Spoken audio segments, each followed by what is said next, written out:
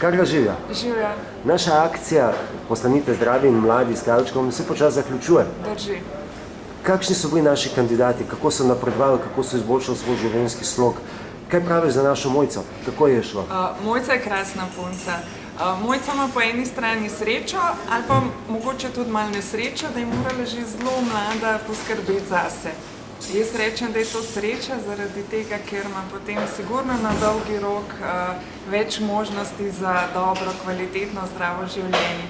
No, tako da Mojca je v to akcijo stopila z veliko volje, z veliko upanja in navdušenja in bom rekla, v vsem tem času se krasno drži tistih napotkov, kar smo se dogovorili in vedno je tako dobrodušna, vedno je super dobre volje in vedno polna planov, kako naprej. Tako da ja, Mojci gre krasno in je bila zelo pridna in jaz verjamem, da bo to, kar se je ona naučila tekom te akcije, peljala naprej.